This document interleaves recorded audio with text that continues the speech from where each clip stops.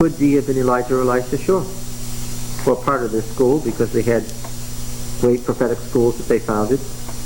The idea is, oh, Elijah didn't write anything. He must have been illiterate. He was from Transjordan and on the edge of the wilderness. I don't know that living on the edge of the wilderness means you're illiterate, does it? Yeah. Yeah, that you probably are not sophisticated. So maybe that's the 19th and 20th century bias that's being imposed on Scripture. The other thing is that it's very odd of Elijah to have founded schools all over the place and revived the schools of Samuel if he was himself illiterate. It's just an odd thing for an illiterate person to do. Yeah. And clearly Elijah was trying to revive what Samuel had done with these prophetic schools. Actively creating a movement that was designed to undermine the syncretism of the royal family. Right? And don't think that Jezebel was just a foreign pagan woman.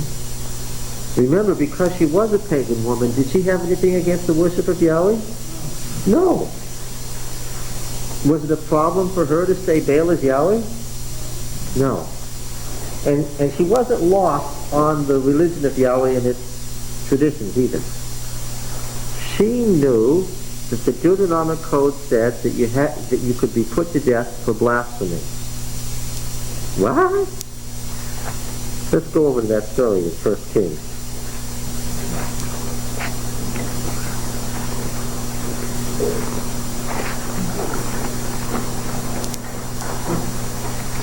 Surely not.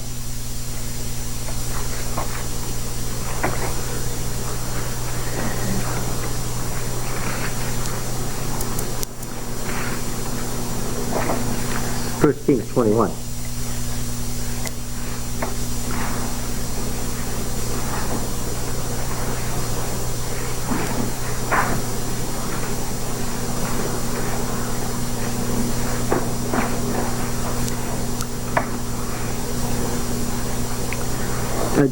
Ahab is unhappy because Naboth says, verse 4, I will not give you the inheritance of my father. It happens that we're coming to a Deuteronomic law that says the patrimony cannot be sold because God owns it.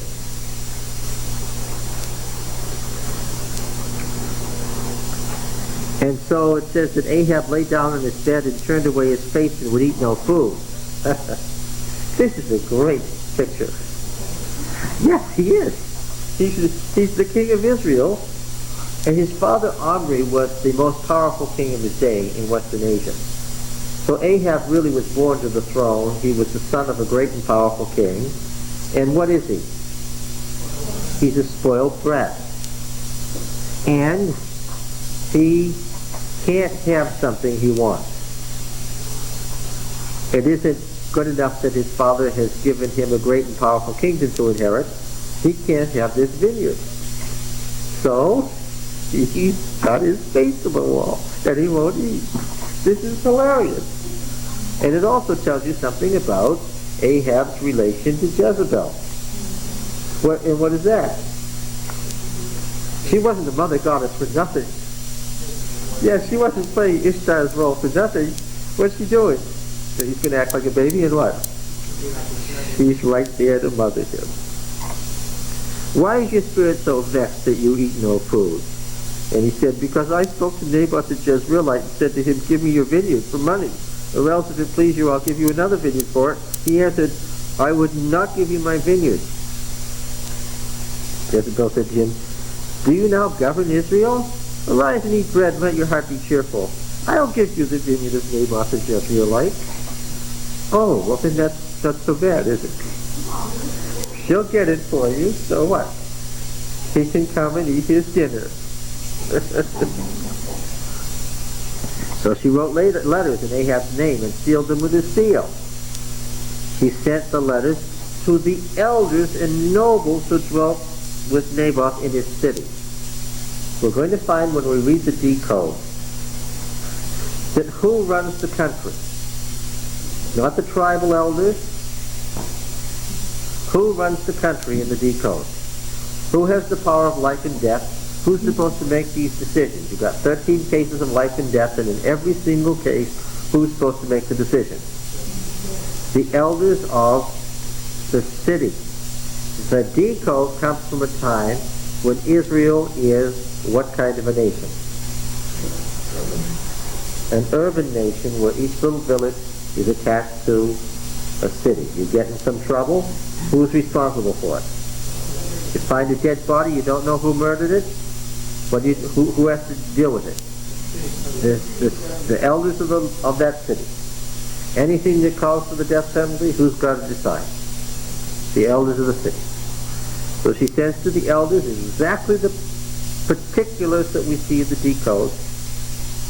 She wrote letters, sealed in the king's name, to the elders. By the way, this shows the limitations of monarchy. The king doesn't have power of life and death in Israel.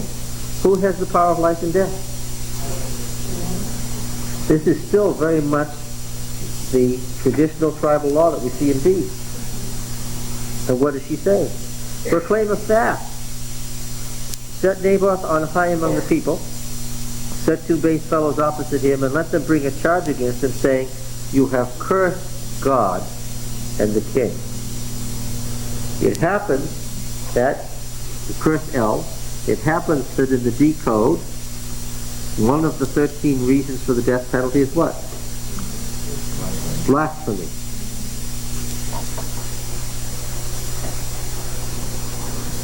She's so dummy, she knows what she has to do. She's familiar with the law. Right? But she's not trumping up the charges herself. She's telling the elders to trump up the charge. She is telling the elders that they must charge him with blasphemy. That's yes.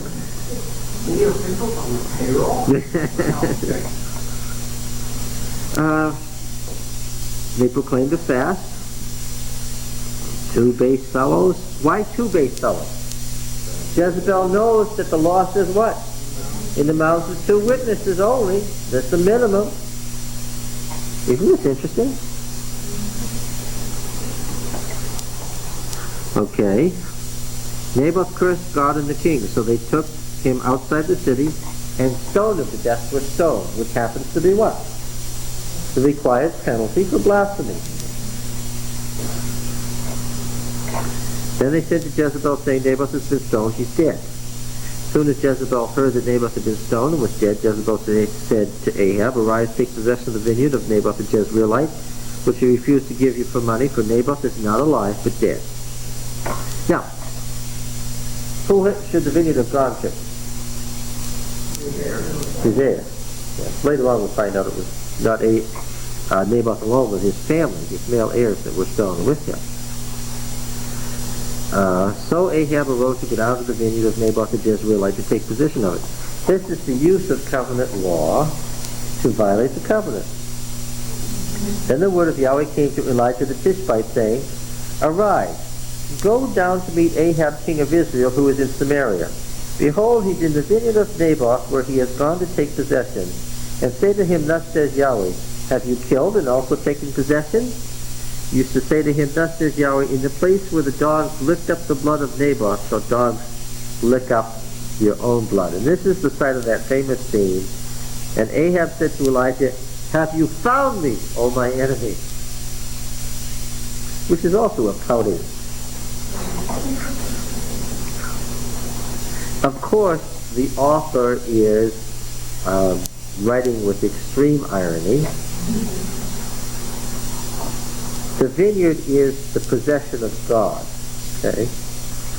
So, when Ahab goes to take possession of that which is God's, who does he find? Yes, he finds God in the person of Elijah. Bad news. Probably because he couldn't get it. He finally goes there with relish to get it, and what? And of course you're supposed to picture the scene. He gets there and what? The garden has a serpent in it. There's Elijah waiting for him with a message. I have found you because you have sold yourself to do what is evil in the sight of Yahweh. Behold, I'll bring evil upon you. I will utterly sweep you away, and will cut off from Ahab every male bond or free in Israel. And I will make your house like the house of Jeroboam the son of Naboth, and like the house of Baasha the son of Ahijah, for the anger to which you have provoked me, because you have made Israel to sin. And once again, we notice something interesting. The prophet speaks, but he speaks as if what? He says, I have found you. He's speaking of himself, but he speaks as if what? He is God. A tendency we notice indeed. And of Jezebel, Yahweh also said, the dogs shall eat Jezebel within the bounds of Jezreel. Anyone belonging to Ahab who dies in the city, the dogs shall eat, and anyone who dies in the open country, the birds of the air will eat. There was none who sold himself to do what was evil in the sight of Yahweh like Ahab, whom Jezebel his wife incited. He did very abominably, going after idols, as the Amorites had done, whom Yahweh had cast out before the people of Israel. That's the Deuteronomic historian writing. Okay.